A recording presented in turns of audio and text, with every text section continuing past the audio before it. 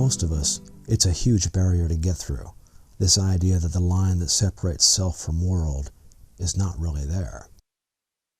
We are hardwired to think that the world is external, that it exists independently from us, and that makes it feel like a place that we are in. By this point in our conversation, we might understand intellectually that each moment of iPhone or our partner is arising dependently, but we don't really believe that we are a part of that arising. We still feel that when we encounter our partner or the kitchen table, that they are external from us. So here's what I want you to think about. You never really encounter the mail truck or your partner or your coffee cup or any other phenomena directly. What you encounter is the layer of meaning that you generate about each moment of phenomena. When you encounter the mail truck or your partner, you are encountering your own definitions, your own imputed meaning about what that phenomena is. Those meanings might be cultural. We all share an understanding of what a mail truck is. Or that layer of meaning might be completely personal. You have a completely personal and unique viewpoint of who or what your partner is. And this is the world you are currently moving through, a world of meaning floating above the phenomena themselves. You never really come in contact with the phenomena. What you are always encountering are your own thoughts, definitions, and emotions, not the phenomena themselves. So the world you are moving through is not external at all. You are arrayed across phenomena. You are encountering yourself.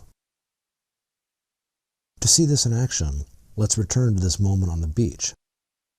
When you first saw this photo, you generated a complete layer of meaning atop this moment, one that quite likely had to do with where you were raised, your feelings about the ocean, old boats, and so on. We have not yet talked about that black plastic oil jug in the sand, but you probably noticed it. Whatever you first thought about that black plastic jug is what you encountered. You never really came in contact with the phenomena itself. Your first impression might have been, the black plastic jug detracts from how nice the picture is, or it's too bad someone left it there. Or it might have made you think of larger environmental problems, ocean pollution, and so on. But whatever you encountered as that black plastic shape was not the phenomena itself. It was the layer of meaning that you layered atop the phenomena. And this was true for the boat, the anchor, the sand, the ocean, everything. The truth is this: on a phenomenal level, the boat, the anchor, the sand, the ocean, the oil jug are all completely empty. This also means that they are empty of any kind of inherent meaning. None of these things have Atman, or a self, residing within them. There is no there. So there is nothing within the phenomena that might have or hold some resident meaning. You are supplying both the identity and the meaning to all these objects.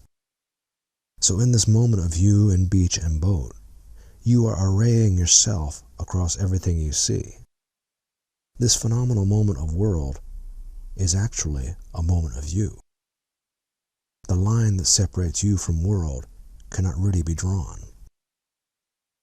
If you still have doubts, think about how you encountered this scene when I first showed it to you, the array of meaning you spread across this moment of world. Now, realize this. There is a Mexican fisherman sitting in the sand out of sight on the other side of the boat.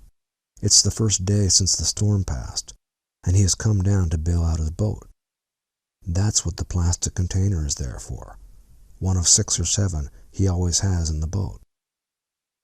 It's on shore and blowing too hard to go out, and the water won't be clear enough for good fishing anyway. So it's one more day with no fish, in a life with too many days with no fish. That's what this moment of world is for him. Probably much different than this same moment of world for you. Here's what I want you to think about. It is only because the boat, the ocean, the oil jug, and the beach are all empty that you and the fisherman can have such radically different, yet completely simultaneous encounters with this moment of world. Emptiness is what allows moments to exist without bumping into each other. Emptiness allows the boat and the jug and the anchor all to take part in both your world and the fisherman's world. If the boat, the plastic jug, and so on were not all empty, if there was some inherent identity or meaning out there in all the objects in the world, these two moments, fisherman's and yours, could not coexist. And this, of course, is where all conflicts start. We start thinking things are not empty. We attach to our version of a thing and try to enforce our version of reality. That black plastic oil jug should not be there, and so on. The phenomena we encounter are always dependently arising, always empty, and always without inherent meaning. What we do is cut each thing we encounter out of that arising, establish it in terms of its Cartesian edges, and project an identity into those edges. And this is how we generate our solid world from moment to moment. You did this with the oil can in the boat. You do this with your partner over and over again. You do this with everything and everyone you ever encounter. When you start realizing that each and every moment of anything is something that you establish, a moment of oil jug, a moment of partner, then it is no longer possible to see the world as solid and external. You are arising into every phenomenal encounter you have, and every phenomenal encounter you have arises as a moment of you.